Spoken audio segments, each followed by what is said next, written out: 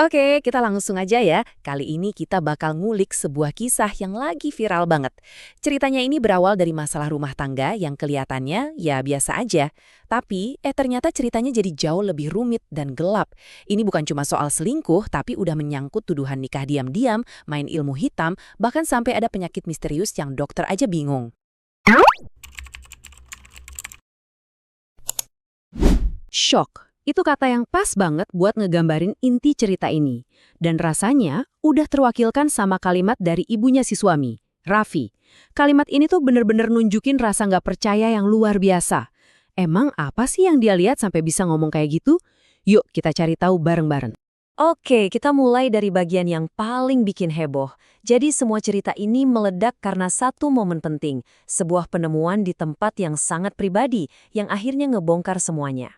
Pemicunya apa? Sebuah pesan dari orang nggak dikenal yang masuk ke adiknya Raffi.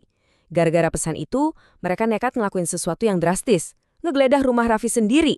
Mereka butuh banget jawaban, soalnya kelakuan Vina setahun belakangan ini udah aneh banget dan nggak masuk akal. Dan di dalam lemari itu, mereka seakan ngebuka kotak Pandora.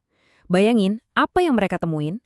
Pertama, dan ini bukti yang paling telak ya, ada foto Vina nikah sama laki-laki lain. Parahnya, di foto itu dia lagi hamil besar, padahal statusnya masih istri sah Raffi. Kedua, ada kertas yang mereka sebut rajah, semacam jimat gitu. Nah, yang ketiga, ini nih yang paling bikin bulu kuduk berdiri, mereka nemuin pakaian dalam, yang di bagian dalamnya ada tulisan-tulisan aneh. Pertanyaan besarnya kan jadi gini, gimana ceritanya pernikahan yang udah jalan 6 tahun bisa hancur lebur sampai ke titik ini? Nah, buat ngerti, kita harus mundur sedikit buat lihat gimana semua masalah ini sebenarnya dimulai. Sekarang kita masuk ke babak kedua, krisis pernikahan mereka. Kita bakal fokus ke setahun terakhir yang penuh keanehan, kebohongan yang numpuk yang jadi kayak tanda-tanda awal sebelum badai besarnya datang. Perubahannya itu drastis banget. 5 tahun pertama, kelihatannya semua baik-baik aja ya. Ya walaupun teman-teman Raffi udah ngasih peringatan. Tapi begitu masuk tahun ke-6, wih, semuanya langsung berubah. Vina jadi jauh, jarang pulang, puncaknya pas lahiran anak ketiga yang penuh misteri, dan akhirnya, boom, foto nikah siri itu kesebar. Tentunya, dalam kasus kayak gini selalu ada dua sisi cerita. Dari pihak Vina, ada tuduhan kalau Raffi nggak ngasih nafkah dan suka main tangan alias KDRT. Tapi Raffi ngebantah keras. Katanya dia bukan cuma nafkahin Vina, tapi seluruh keluarganya juga. Dan dia yakin tetangga bisa jadi saksi kalau nggak pernah ada kekerasan sama sekali. Raffi juga nambahin detail lain soal konflik mereka. Dia bilang Vina itu sering pakai cara-cara yang lumayan ekstrim buat ngendaliin keadaan. Mulai dari ngamuk-ngamuk, pura-pura pingsan, sampai yang paling drama, dia bisa tiba-tiba kesurupan. Katanya itu jadi senjata andalan Vina. Nah, ini dia bagian yang bikin ceritanya makin aneh. Barengan sama rusaknya hubungan mereka, kondisi fisik Raffi juga anjlok parah.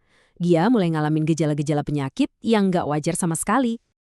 Ini bukan sakit yang biasa loh. Coba bayangin, tiba-tiba aja tangan sama kaki bengkak dan sakit banget sampai nggak bisa digerakin. Kadang dia bisa lumpuh total sampai 3 hari, bahkan mau ke kamar mandi aja harus digotong. Anehnya lagi, gejala-gejala ini bisa datang dan pergi gitu aja, tanpa ada pola yang jelas. Kalau dari sisi medis, dokter emang nemuin dia punya darah tinggi dan asam urat. Tapi masalahnya, walaupun udah minum obat dan jaga makan, serangan aneh itu tetap aja datang. Nah, dari sinilah keluarga dan teman-temannya mulai curiga. Jangan-jangan ini bukan masalah medis, tapi ada sesuatu yang lain. Dan sesuatu yang lain itu akhirnya ngebawa mereka ke satu kesimpulan yang, ya, cukup kental di budaya kita. Kecurigaan adanya guna-guna atau ilmu hitam.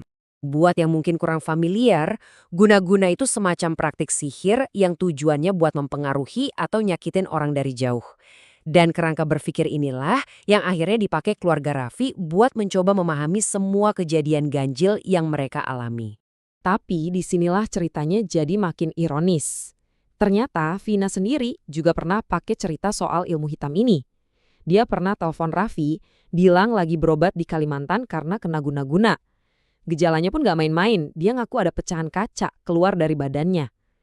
Klaim ini jelas bikin semuanya jadi tambah runyam kan? Kutipan dari Ibu Raffi ini benar-benar nunjukin perubahan cara pandang mereka.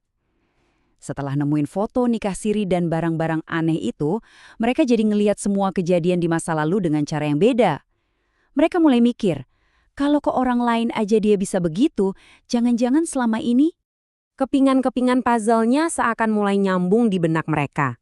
Mereka jadi yakin kalau raja yang ditemuin itu adalah jimat pemikat atau pelet yang tujuannya biar Raffi jadi nurut, patuh, dan gak sadar sama apa yang sebenarnya terjadi. Penyakit anehnya pun dianggap bagian dari pengaruh sihir ini. Oke, jadi sekarang gimana?